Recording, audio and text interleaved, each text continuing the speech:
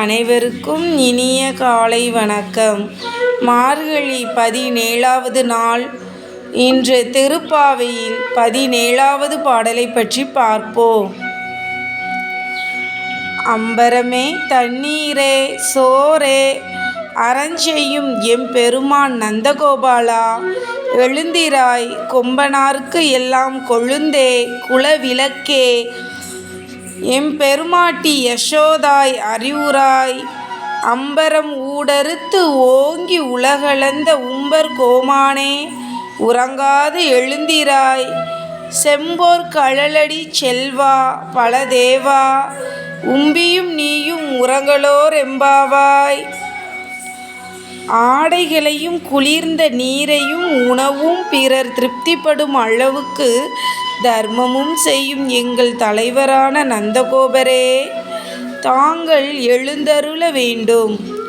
கொடி போன்ற இடைகளை உடைய பெண்களுக்கு எல்லாம் தலைவியான இலகிய மனம் கொண்ட யசோதையே, மங்களகரமான தீபம் போன்ற முகத்துடன் பிரகாசிப்பவளே, நீ எழ வேண்டும்.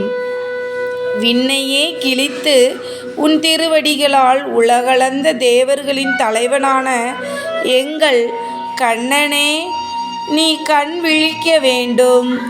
செம்பொன்னால் செய்த சிலம்புகளை அணிந்த செல்வத் திருமகனான பலராமனே, நீயும் உன் தம்பியும் உறக்கத்தில் இருந்து எழுந்து எங்களுக்கு தரிசனம் தர வேண்டும்.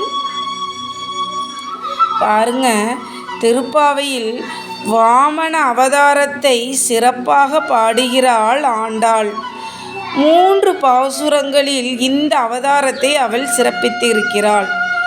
ஓங்கி உலகளந்த உத்தமன் பெயர்பாடி என்று 3வது பாடலிலும், இந்த பாடலிலும் 24வது பாடலில் இனி நான் சொல்லப் போகிறேன். அந்த 24வது பாடலில் அன்று இவ்வுலகம் அளந்தாயடி போற்றி என்றும் சொல்கிறாள். அசுரனாயினும் நல்லவனான மகாபலி தேவர்களை அடக்கி கர்வம் கொண்டிருந்தான். யாரு?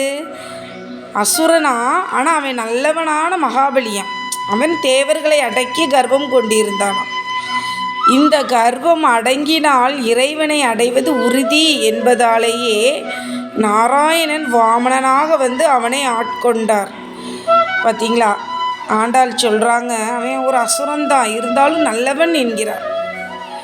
நாராயணன் வாமனன் அவதாரம் எடுத்ததே எதற்காகனா, அந்த மகாபலியை வந்து ஆட்கொள்ளத்தான், அவனுடைய கர்வத்தை அடக்கிறதுக்காகத்தான் அவதாரம் எடுத்ததாக சொல்கிறார்.